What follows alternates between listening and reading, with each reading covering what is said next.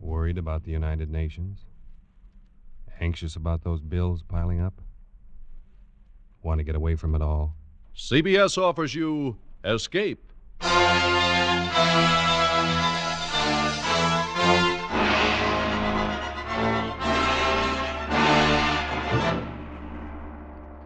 You are the victim of a native witch doctor, pursued from the west coast of Africa to the west end of London by the grinning face of a dead man. You are under the curse of a Porroh man. The Columbia Broadcasting System and its affiliated stations present Escape, produced and directed by William N. Robeson and carefully plotted to free you from the four walls of today for a half hour of high adventure. Tonight, we escape to the dark lowlands of West Africa and the mind of a man who scoffed at native magic, as H.G. Wells paints it in his gripping story, Pollack and the Porroh Man.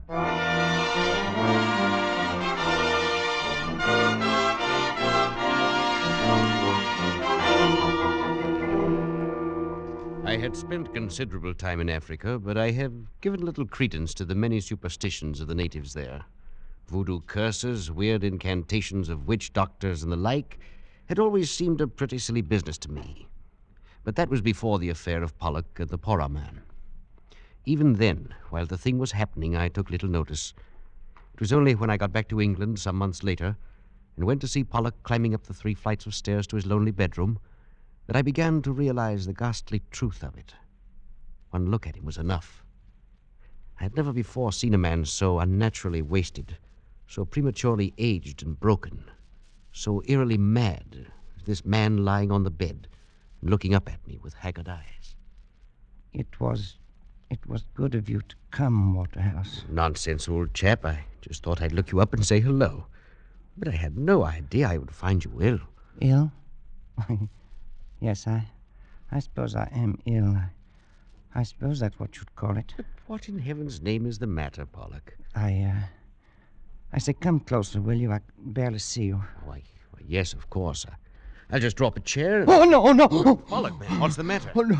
Take it away. Take it away. What are you talking about?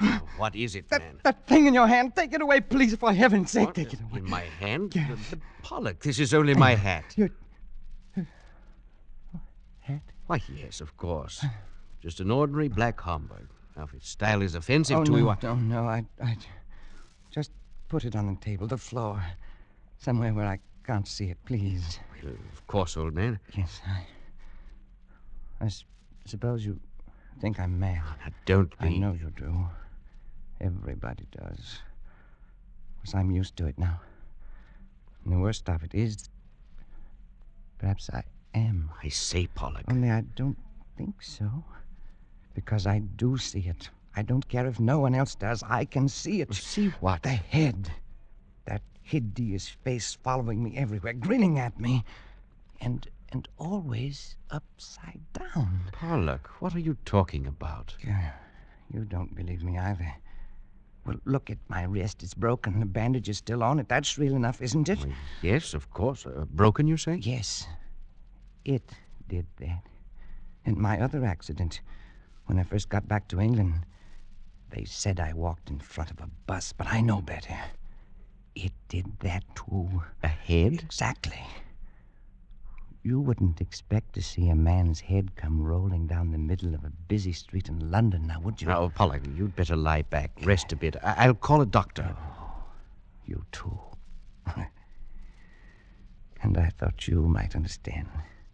After all, you were with me when it started. It was you who first warned me, who sent me home. You don't mean that business with the Porroh man? Oh, yes. Yes, of course. You remember how it started? We were camped at that little village on the lagoon behind the Turner Peninsula. It was swampy and hot, and I was bored to tears. Maybe that's why I did it. But anyway, when I got back, you were furious with me. No. You're a fool, Pollack. You've got to take it back immediately, do you hear? Oh, what possible difference could it make, Waterhouse?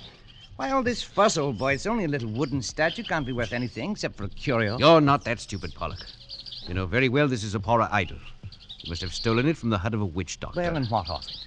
Don't you see? To them, this is sacred. As sacred as an altar cross to a Christian. You've not only committed a crime in their eyes, but a terrible sacrilege as well. Oh, don't tell me they're going to sick their painted gods on me. Oh, I should be frightened to death. Before they can do anything, you're going to take this back where you found it and apologize to the Porroh man. Apologize to an illiterate black witch man? Are you crazy? Pollack, I've had about as much of you as I can stand. You're one of those infernal fools who think a black man isn't a human being. I can't turn my back, but you're running crossways to them, getting into some scrape or other. The third time this month, and this time it's serious. Are you telling me you're going to send me home? I honestly think it would be best. Well, as a matter of fact, I'm all for it. I'd be very happy to get out of this sticky, dirty, godforsaken place. Very well. But before you go, Pollack, for the good of the expedition, you've got to take that thing back and apologize. Oh, I don't think I'd better. Why not? Well, to tell the truth, I don't think they'd give me a chance to apologize. All right. Tell me, what happened? Oh, nothing very much, except... Well, as I was carrying the thing away, one of those chaps popped up and saw it. Started yelling, trying to take it from me. Yes, go on. Well, we had a bit of a tussle. I got away. Go on, Pollack. We were on the bank of the river, and I toppled him over, that's all. He fell into the river. Yes, I think he may have hit the rocks first. Was he badly hurt? I don't know. I didn't stop to find out. He was dead, wasn't he? I really don't know. Oh, you fool. Oh, it was an accident. I had no An intention... accident, a lot they care. It was bad enough with the idol, but you've probably killed a man.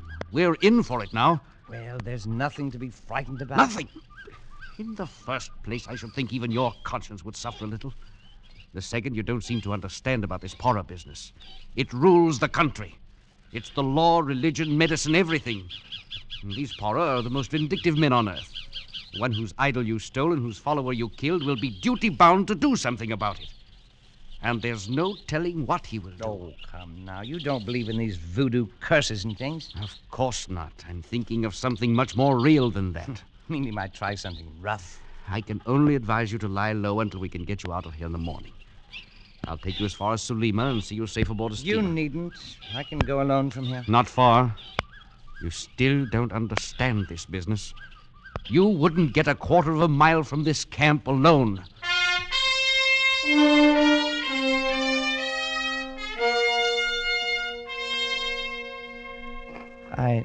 I still thought you were making a mountain out of a molehill, Waterhouse. But I must admit, I didn't sleep much that night. I lay there on the mat in my hut and listened to the sounds of the village. And then later to the noises of the night-wakening jungle. Sometime after midnight, I must have dozed off because I awoke with a start. For a moment, I was confused, but I sensed something wrong. And then, framed against the moonlight square of the door, I saw a hand upraised, and in it, a knife. Stop it! Stop or I'll shoot! Stop, you devil, you! Pollack, what is it? What happened? I missed the beggar, Waterhouse. I missed him. Who missed who? What happened? The Porroh man. Waterhouse, he was in my hut. He had a knife. He tried to kill me. Now, wait a minute. Wait till I find a light. There. Are you all right, man? Yeah, I'm all right. I just saw it in time. I rode aside and... Look. Eh? In my bed. The knife. Oh, that was a narrow one. Well, perhaps now you understand the seriousness of this. Waterhouse, I saw his face. He stopped just at the door for a second. He was crouched down and he looked back at me from under his arm. His face was etched clearly in the moonlight. It was upside down.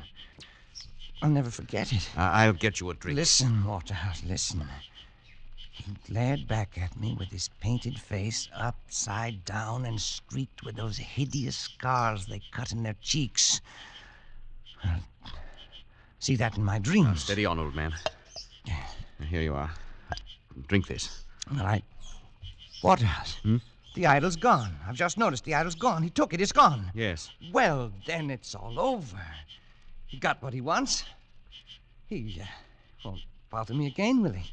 I'm afraid there's more to it than that.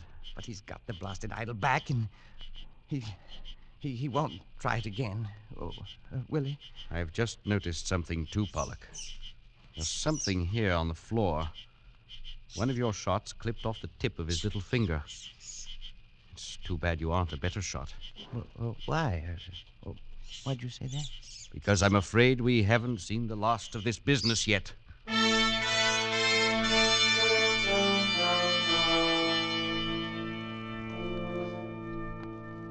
You were more right than you knew, Waterhouse. The next morning was only the beginning. We were standing by the river and supervising packing. I'm glad we're getting out of here. There's something brewing, or things wouldn't be so quiet. Oh, what would be brewing? A stink in a copper pot, probably. Dancing in a circle of skulls, putting curses on you. Oh, that. What can he do? How the devil should I know? They're versatile people. They know a lot of rum dodges. The best thing to do... Look out! Oh, man, that was close. What was it? One of their beastly poisoned arrows in the tree behind you. Missed your head by inches. No. It came from over there in the bush. Well, let's do something. Let's chase him something. No use now. Never find him in there. Best thing for us to do is to get out of here quick.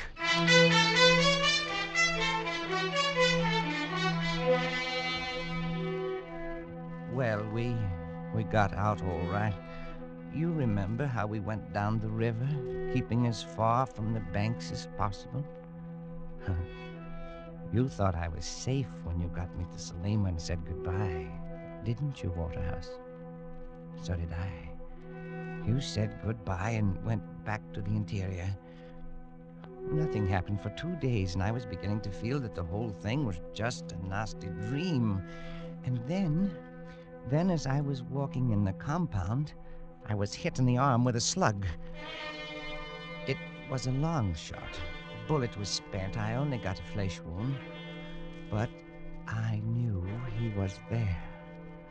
And I decided to confide in Porroh, the little Portuguese who had rented me a hut in his compound. He took it seriously.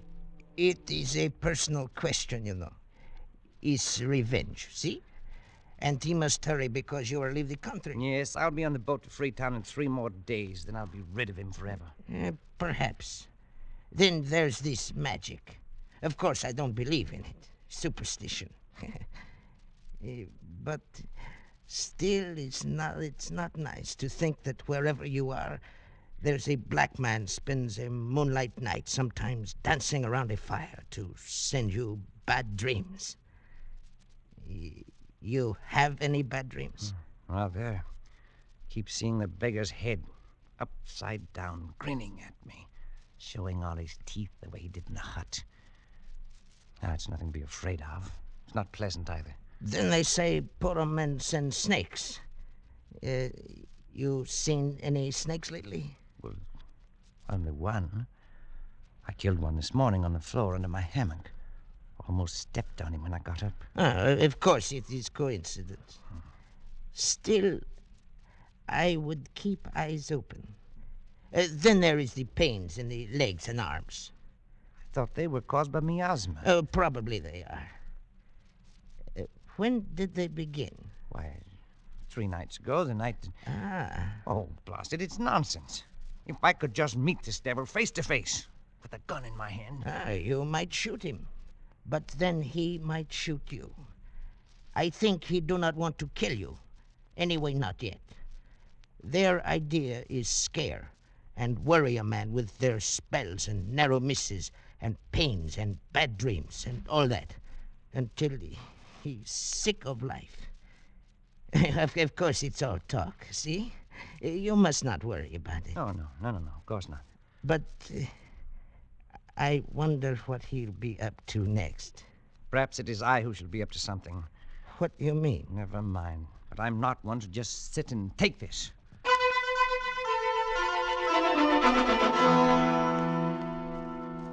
That very afternoon, I had a conversation with a roughneck Mendai tribesman I found there in Salima. He showed me a little iron dagger and demonstrated how one struck at the back of the neck. He agreed to do the job for the price of a double-barreled gun with an ornamental lock. I went back to Porroh's, feeling better than I had in days.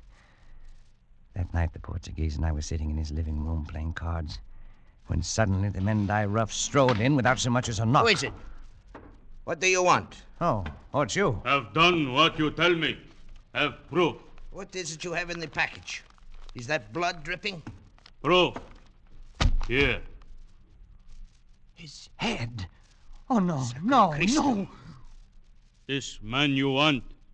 Now I get gone. You didn't have to bring this. I didn't ask for such proof. You mean, Senor Pollack, you got him killed? You did not kill him yourself? Why should I? But he will not be able to take it off now. What do you mean, take it off? Look at the cards. They are all spoiled with this blood. What do you mean, take what off? You must send me a new pack from Freetown. You can't buy them there. Take what off? It is only a superstition, I forgot. The natives say if the witch, he was a witch, but it is all rubbish. Go on.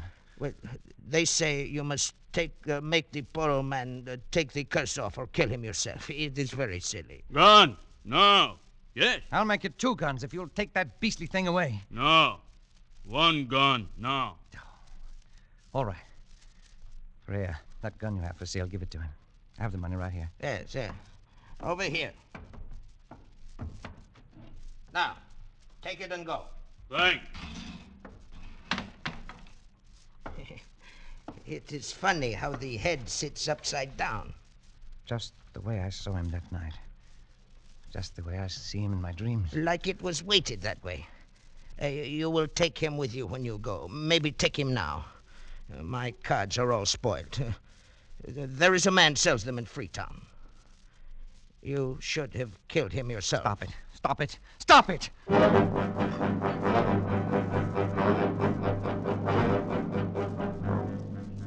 I took the thing to my hut, and no matter what I did, it always came to rest upside down and glaring at me. I got a shovel. I buried it in the soft earth behind the hut. But in the middle of the night, I was awakened by some sound in my room. Oh, what is it? Who's there? Speak up or I'll shoot. Oh, a dog. Only a dog.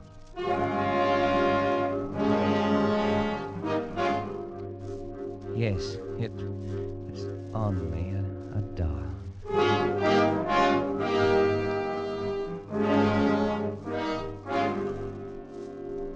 But in the morning, when I awoke and started to get out of bed,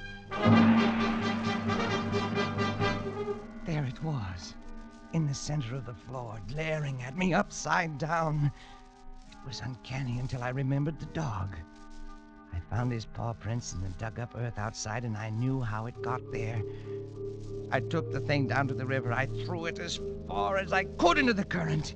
At last I'd be rid of it. That morning, I killed 2 snakes.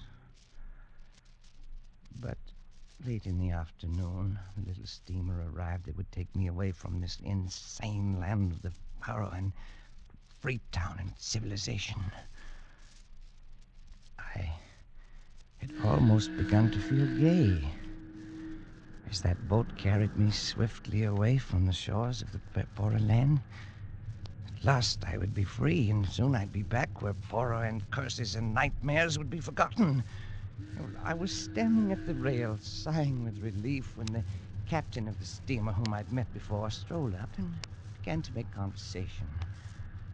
After the usual exchange of pleasantries, he said, I picked up a rum curio on the beach this go. It's a thing I never saw done this side of India before. "Oh, is that so?" The head of one of these Porroh chaps, all ornamented with knife cuts. What? I say, what's the matter, old chap? You're green in the face. I wouldn't have took you for a bad sailor. Oh, I'm quite all right.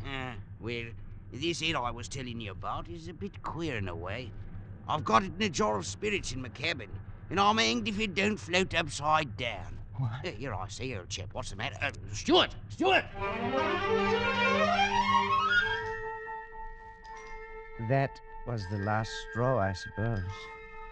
Something seemed to snap in my brain. And for the rest of the voyage, I lay there in the bunk, staring at the ceiling. And I had the strange sensation that the boat was made of glass, transparent, and that I could see up through the ceiling into the captain's cabin, see the Porroh man's face floating in a jar of alcohol upside down, grinning at me.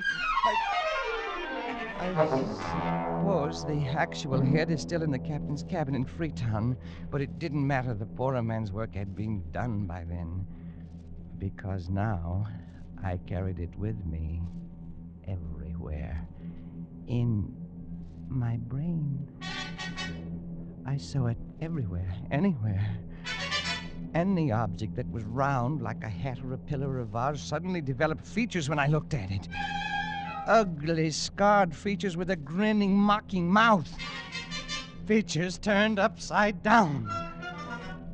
When I docked in London, I went straight to my banker's office in Cornhill. And the security is all in order, Mr. Pollack. You shall have to watch things, of course, but all in all, you shall have enough to live quite comfortably and to enjoy a reasonable amount of freedom. Then, too... I say, Pollack, what are you staring at so fixedly?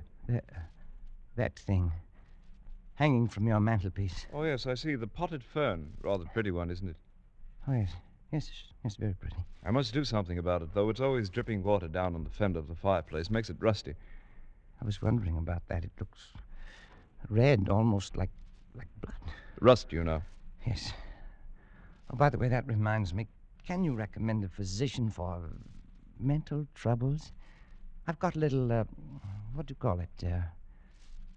Hallucination. The Porroh man grinned at me fiendishly, and I stared back at him. The banker watched me very curiously for a moment, and then he gave me the address of a doctor, and I left his office. That's when my accident happened.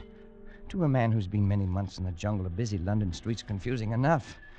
But when a head comes rolling down the middle of the street, and between your legs... No!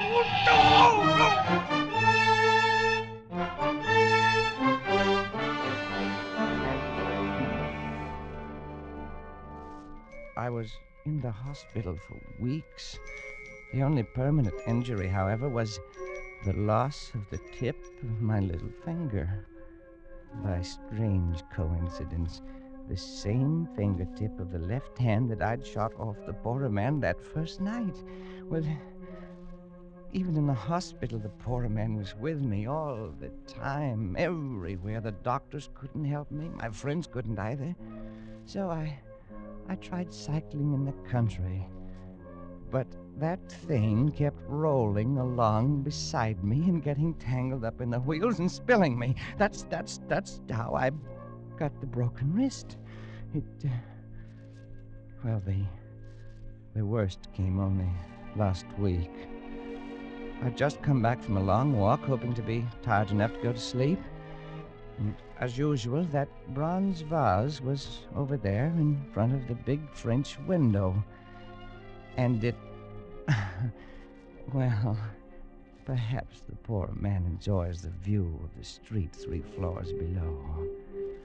Anyway, this night, I felt a little devil-may-care, so I turned round to it and I looked him in the eye and I said, "So, you're still here, are you, my ugly shadow?"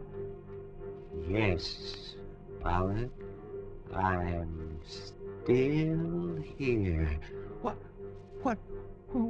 What did you say? I said I'm still here. And I always will be. No, not that too, not that, no.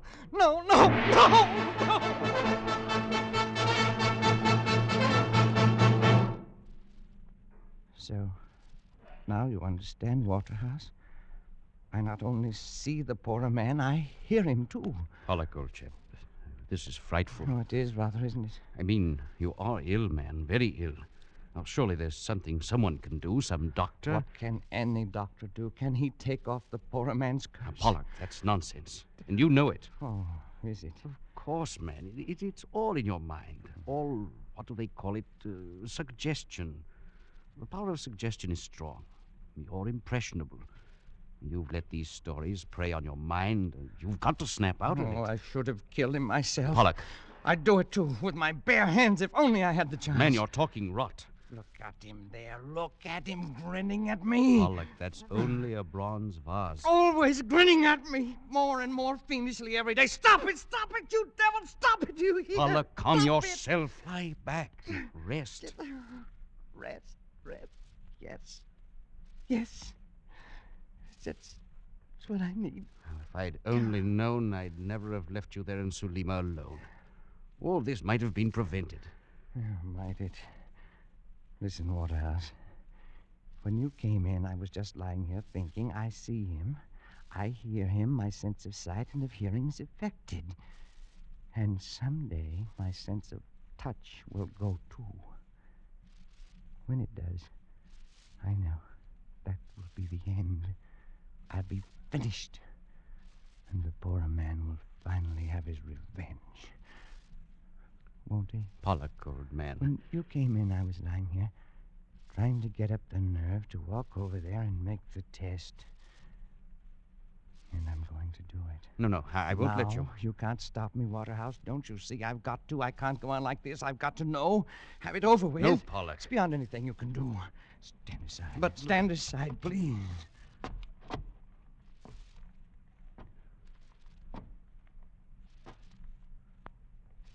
Now. Come back to bed, Pollack. That window is open. If you have a Never mind. This is just an ordinary bronze vase. Isn't it, Waterhouse? Pollack, don't do it. I know it's only a bronze vase. I know that when I will feel only cold metal when I reach out and touch it. I know. Like this. Oh, no! Pollack, look out! That window! You're backing into that window! Pollack!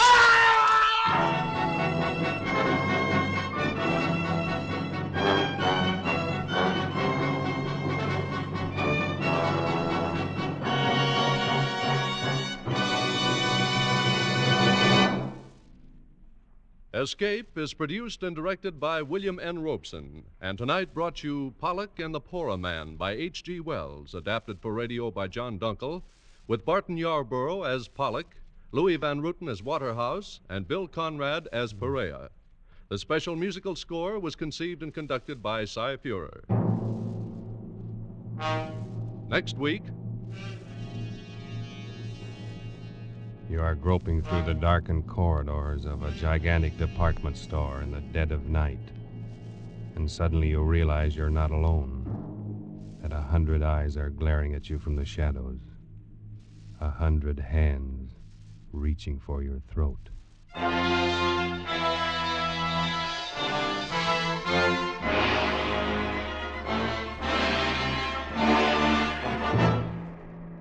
next week, Escape with John Collier's eerie story, Evening Primrose. Good night, then, until this same time next week when CBS again offers you Escape. This is CBS, the Columbia Broadcasting System.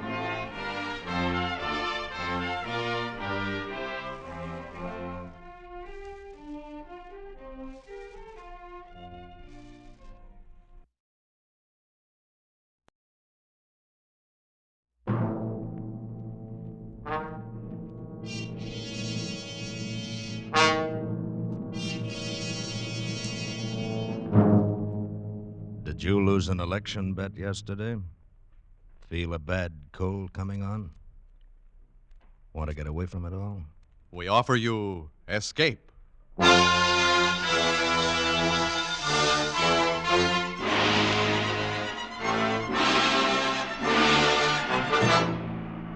You were groping in the midnight dimness of a gigantic department store, and suddenly you realize that you're not alone, but 100 eyes are glaring at you from the shadows, 100 hands reaching for your throat, and your most urgent desire is to escape. Escape, produced and directed by William N. Robeson, and carefully plotted to free you from the four walls of today for a half hour of high adventure.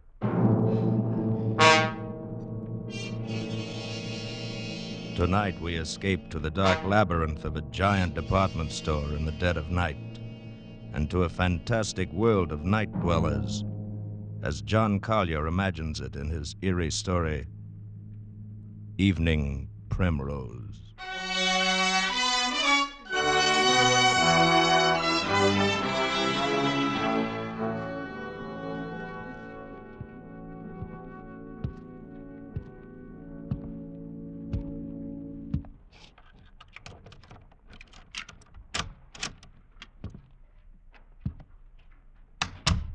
Sadie?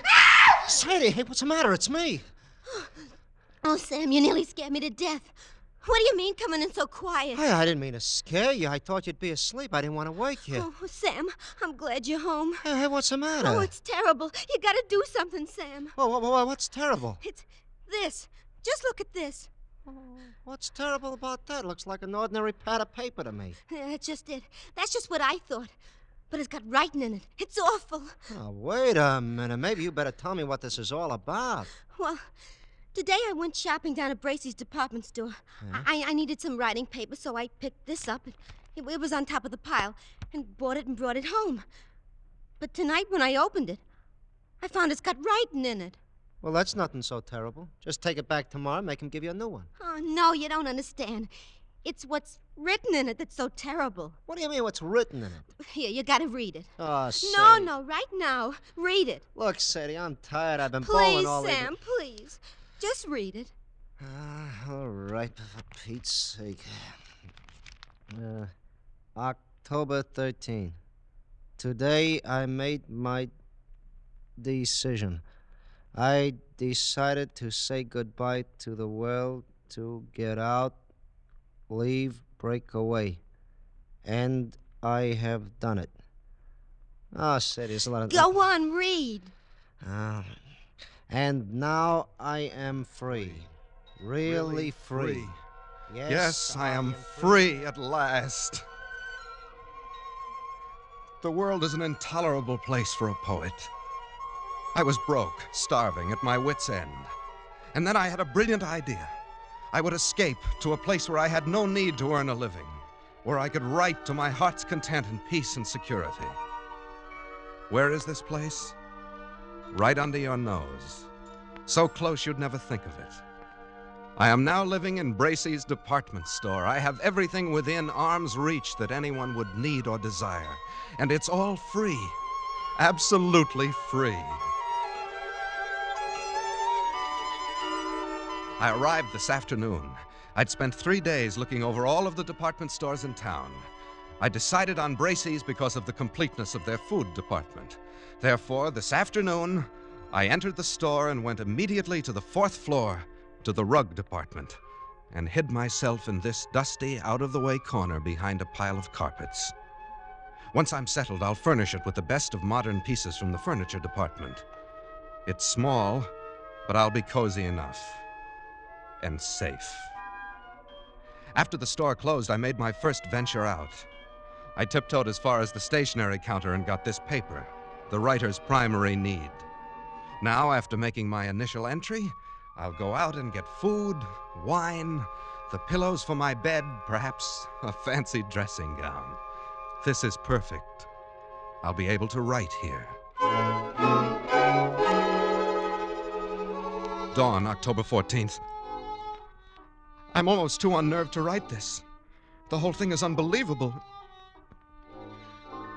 After the store was dark and completely quiet, I crept out and started for the food department.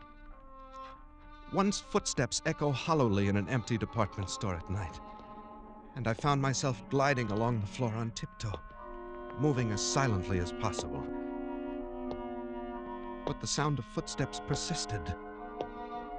Suddenly I realized they were not my own. The night watchman. I was in the Salon Moderne. Quickly I seized a mink coat from a hanger, draped it about my shoulders, and stood stock still.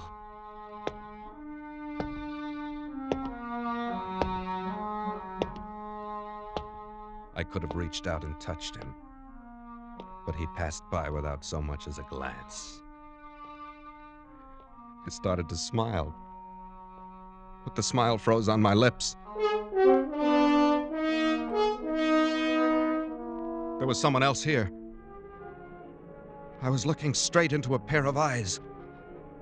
Large, flat, luminous, inhuman eyes peering at me from among the misses' tailored suits a dozen feet away. They belonged to a creature dressed as a man, but he was as pale as a creature found under a stone. His hands hanging motionless at his sides looked more like the fins on a fish than human hands. And then he spoke. Not bad for a beginner. I'm sorry. I didn't know anybody else lived here. Oh, yes. We live here. It's delightful.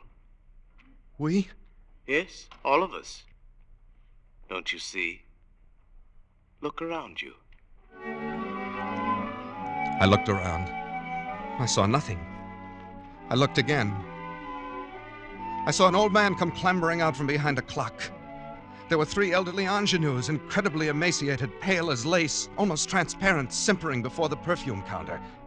A chintzy lady swam out from the curtains and drapes. They came swarming thick around me, pale, thin, wispy, moving silently, fluttering like gauze in the wind, whispering. How raw he looks. Who is he? As coarse as the sun. What is he doing here? A detective. Send for the dark men. Yes, send for the dark men. The dark men. They were pressing around me, clawing, holding me, their pale faces contorted with venomous, inhuman hatred. I was paralyzed. All I could do was repeat over and over again, I'm not a detective, I'm not a detective, I'm not! A burglar, then. A burglar? Tie him up. Hold him, carry him to the place. Send for the dark men. Stop. Let him speak. I'm not a detective. Or a burglar. I'm a poet. Then what are you doing here? I've renounced the world. I came here to live where I could be alone. Away from the world. Why then, he's come over to us. He's just like us. He's come over to us, a poet. He must meet Mrs. Vanderpant. Yes, Mrs. Vanderpant. She's coming now. I followed their eyes toward the balcony. There, coming down the wall like an ancient spider, clambered an old lady. Wrinkled and cracked and emaciated, she must have been at least 80, a shadowy matriarch. And the things around me bowed and scraped as she reached the floor and floated toward us. What's going on here? Where is that stupid girl? What's keeping her? Oh, Mrs. Vanderpant. Well, what is it? Who's this, Mr. Roscoe? Mrs. Vanderpant. May I present Mr. Snell, Mr. Snell, Mr. Charles Snell. Yes, of course. Mr. Snell. He is a poet, and he's come here to live. Oh, he has he? That's what he says, and I believe him. Well? He avoided the night watchman quite neatly, for a beginner. Well, thank you. Very well. We shall see. A poet should find inspiration here. Mr. Snell, Mrs. Vanderpant is our grand old lady. Oh? I am quite the oldest inhabitant here, Mr. Snell. 3 mergers and a complete rebuilding. But they didn't get rid of me. Oh, really? How nice. Where is Ella? Where is my broth? She's bringing it, Mr. Vanderpant. Oh, terrible little creature. She is our foundling, Mr. Snell. She's not quite our sort. Is that so? I have been here, Mr. Snell, ever since the terrible times of the 80s. I was a young girl then. A beauty, they say. And poor Papa lost his money. Braces meant a lot to a young girl in those days. So when I wasn't able to have a charge account, I came here for good. That's better than a charge account. I was quite alarmed when others began to come after the crash of 1907, but it was the dear judge. How do you do? Yes. The colonel. How do you do? Yes. Mrs. Bilby. How do you do? Mrs. Bilby. Mrs. Bilby writes plays. Oh. And comes of an old Philadelphia family. Oh, you will find us quite nice here, Mr. Snell. I'm sure I will. And, of course, all our dear young people came in 1929. Their poor papas jumped from skyscrapers. They couldn't bear to be without charge accounts either. Do you mean all these people live here? Oh, and many more. You shall meet them all later. Oh, here comes Ella with my block. Come, you stupid thing. Mrs. Vanderpant is waiting. Yes, ma'am. Yes, sir. I'm coming as fast as I can. Now, Here. be careful. Don't spill it. Oh, but she's young. Well, of course, she is a little younger than most of them. And she's different. She's beautiful. Mr. Snell, Ella is Mrs. Vanderpant's maid. That's right, old man. She's really not our sort at all. You shouldn't say such things. She can hear you. Oh, that doesn't matter. You'll understand these things better after you've been here a while. But it seems to me that you would... Mr. Snell, we have certain rules here. They are necessary for our survival. I'm sure you won't find it hard to observe them. Well, yes, I I appreciate... should advise that you try. If you do not, that would be most unfortunate, Mr. Snell. Most unfortunate for you.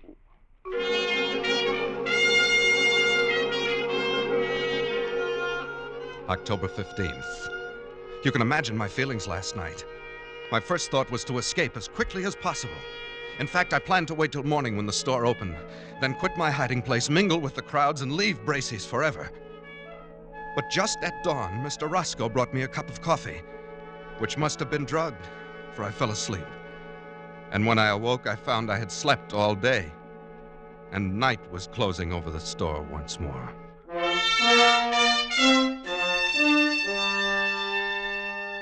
Later, I've spent my second night here. I saw Ella again. Ella, the pearl of this remote, fantastic cave. She's not like the others, a trifle pale, but otherwise normal and human and beautiful. A child of perhaps 18. She's the only thing that makes this nightmare bearable.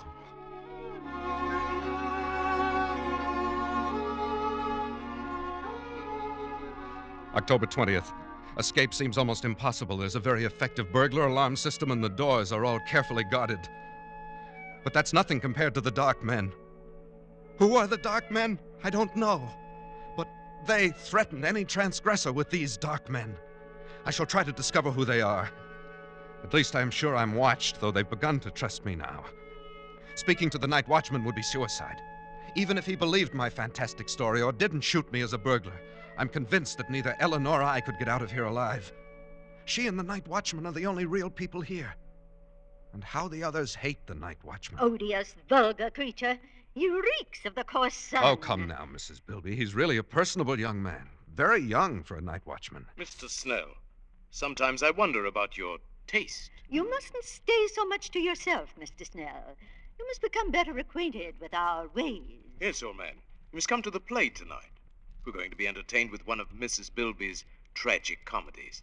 Love in Shadowland. I'm sure you'll enjoy it. I'm sure I will. It's really a festive occasion, you know. Wanamaker's is coming over. Wanamaker's? Yes. The entire colony over at Wanamaker's is coming here en masse to attend the play. You mean there are people living in other stores? Oh, dear, yes. Didn't you know? Of course, the best people live in Bracey's and Wanamaker's. Oh, come now, Mrs. Bilby. There's some very nice people at Alton's. I beg your pardon, Mrs. Bilby. Oh, hello, Ella. Good evening, Mr. Snell. Mrs. Bilby. Well, what is it? Please, ma'am, I'd so love to see your play tonight. May I have your permission? Certainly not. You know better than that, you stupid creature. You know where you belong. In the basement with the garbage cans. But Mrs. Bilby Hush, couldn't... Mr. Snell. Ella, you're becoming entirely too forward of late. I'd advise you to watch your step. Remember the Dark Men. Oh, no, please, Mr. Roscoe. I'll be good. I promise I will. No, please don't send for the dark men. I'm sorry, Mrs. Bilby. Excuse me. Ella, come back. Mr. Snell, you forget yourself. Let her go. But how can you treat her like that? Why do you always frighten her? And what is all this about the dark men? Well, the dark men... Oh, please, Mr. Roscoe, not now. You'll spoil our whole evening. And I do so want Mr. Snell to enjoy my play. Very well. Later, Mr. Snell. But I want to know about the dark men. Later.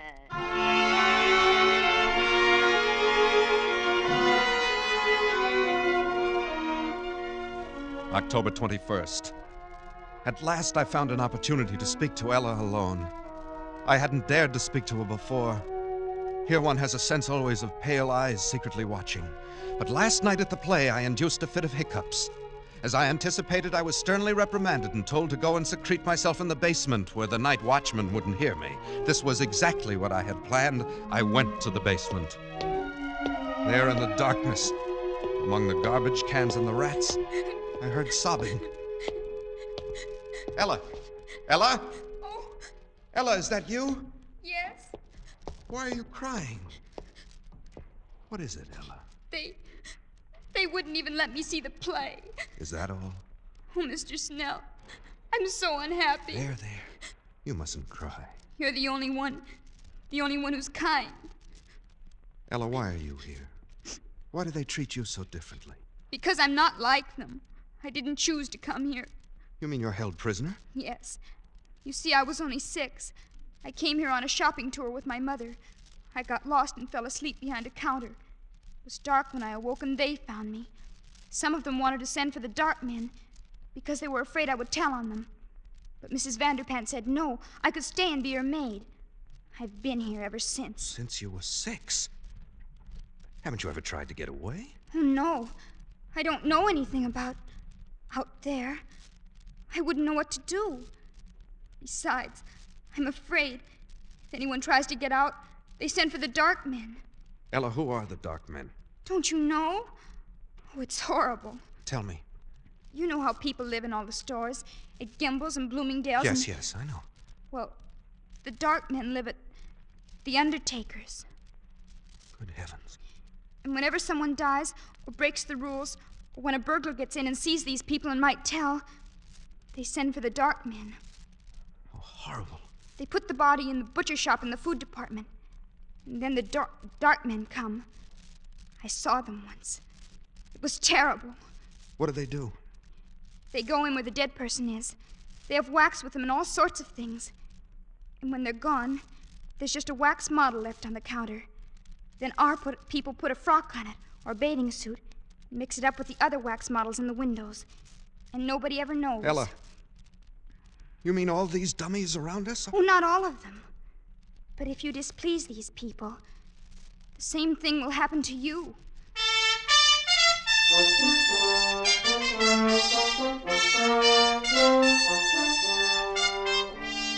October 30th. I haven't kept up my journal. Writing has been out of the question. Once more, I'm frozen with terror. But not for myself now. For Ella. They hate her. Any time they might turn against her and send for the dark men. My mind is filled with her. I dream of her every day. I'd live to see her at night. We've managed it several times. They trust me now and let me roam about without interference. Finally, tonight, I met her again and said it. Ella, I love you. Oh, Charles. I love you, Ella. Let's get married. Or whatever they do here. Then we can live together in my home in the carpet department. They wouldn't dare hurt you then. Oh, Charles, Don't look so dismayed. If you like, we'll go away from here. Maybe we can get transferred to Bergdorf Goodman's, overlooking Central Park. Don't, Charles, don't. You mustn't. But I love you. Ella, you're not in love with someone else. Yes, Charles, I am. But who? I thought you hated them all. It must be Roscoe. He's the only one that's young enough. Oh, no, Charles, not Roscoe. Especially not him. I do hate them all. They make me shudder. Well, who is it then? It's him. Who? The night watchman. No, impossible. I love him. He smells of the sun. Ella. Oh, it was wonderful the way it happened. Don't tell on me, Charles, or they'll punish me. Oh, no. I was careless, and there he was, coming around the corner in the ladies' lingerie department. I was caught. There were only some wax models and their underthings. There was nothing else to do. I slipped off my dress and stood still. Oh, I see. He stopped and looked at me. And Charles, he spoke to me. He said, "Say, honey, I wish they made him like you on 8th Avenue. Charles, wasn't that a lovely thing to say?" Personally, I should have said Park Avenue. It doesn't matter what street. It was a lovely thing to say. But what can you do about him? Ella, he belongs to another world. Yes, to 8th Avenue. I want to go there. Charles, are you really my friend? Yes, of course I am. Then I'll tell you. I'm going to stand there again in the lingerie department, so he'll see me. And then? Perhaps he'll speak to me again. Ella, you're only torturing yourself. No, because this time I shall answer him. He'll take me away. Take you away? Oh, no, Ella, I couldn't bear that. You don't love him. You only think you do because you think he'll take you out of here, but you don't know that he will. And I will, Ella. I've made up my mind. No, Charles, I couldn't let you do it. Even if I loved you, you couldn't do it, Charles. Why not? Because you really belong here. You've become one of them now. Ella, you mustn't say that. It's true. And, Charles, I've got to go. There's someone watching us. I feel it. No, wait, Ella. Goodbye, Charles. No, Ella. Come back. Ella! Please, old man. You'll arouse the night watchman. Roscoe. Yes. Oh, love can be very upsetting, can't it? You heard? Yes. Just the last moment or so. Very touching. Yet it's understandable. I've been attracted to Ella myself. So she loves another, Too bad, old boy. Who could it be? Could it be that I am the cause of your heartbreak? You flatter yourself too much, Roscoe. Well, then whom? The old judge? Well, certainly not. The colonel? Hardly. None of those. Oh, not one of the customers. The staff? She loves the night watchman. Can you imagine that? She loves the... Oh? Roscoe, I shouldn't have said that. It's not true. At least I don't think it's true. You wouldn't... Roscoe, you said you loved her too. You wouldn't do anything. Tell anybody. This is a secret between us. Between friends, isn't it? Of course, old man. As secret as the grave. She's young. Perhaps he'll leave and she'll forget him in time. Who knows? Perhaps she'll learn to love you. Or me. Of course. In time. And we'll figure a way to keep her safe here. Absolutely safe. Now, don't you worry about it. It's almost dawn. Time for bed. Good morning, Mr. Snell.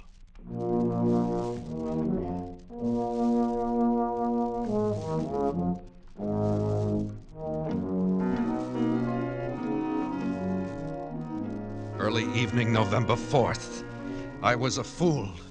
I should have known he couldn't be trusted. He must have gone straight to Mrs. Vanderpant because this evening the atmosphere has changed. People flicker to and fro, smiling nervously, horribly with a sort of frightened, sadistic exultation. An informal dance in the record department has been called off. I can't find Ella. I'm going out again now to look for her. Roscoe, what have you done with her? Shh. Quiet, old boy. The night watchman. I don't care. What have you done? Whatever I did was for your own good as well as for the good of us all. Wait a minute. What is that? What are those people carrying? That's Ella. She's tied up. They're carrying... Ella! Ella! Stop it, Charles. Stop it. Oh, let me go. Oh, Let me stop, go. Charles. Stop it. You'll arouse the night watchman. No, they're taking her into the butcher shop. Roscoe. Yes. Those are the dark men. Good Lord.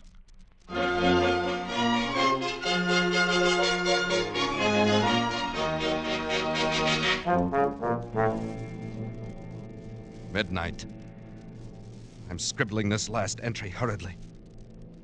They are in there in the butcher shop with Ella. The dark men. There's only one thing to do.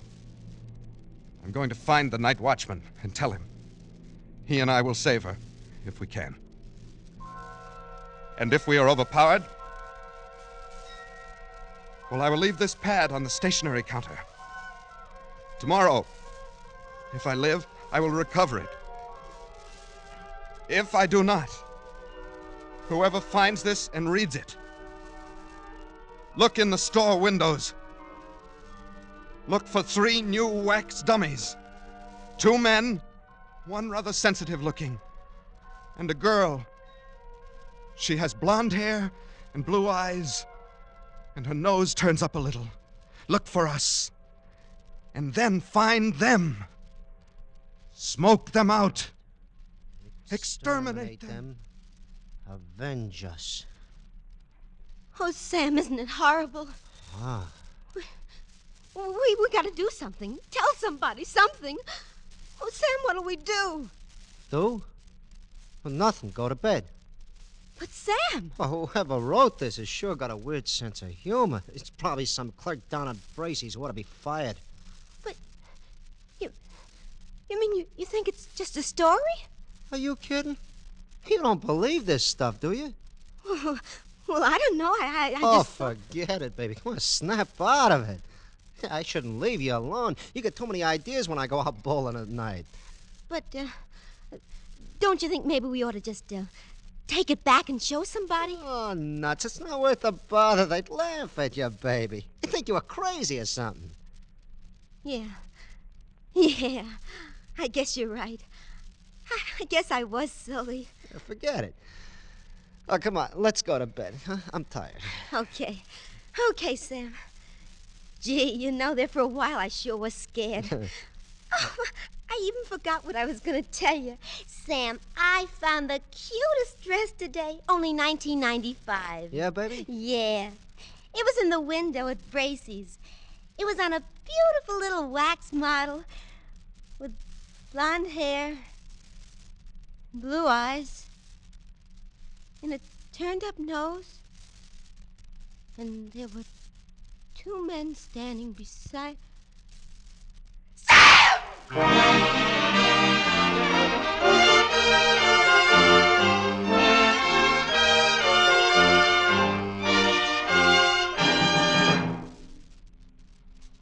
Escape is produced and directed by William N. Robeson, and tonight brought you Evening Primrose by John Collier, adapted for radio by John Dunkel, with Elliott Lewis as Charles Snell, Paul Frees as Roscoe, and Pat Lowry as Ella. The special musical score was conceived and conducted by Cy Pure. Next week... After you've had a tough day at the office, or leaning over a hot stove, when your 4 walls seem to be closing in on you, next week at the same time when you want to get away from it all, we again offer you Escape.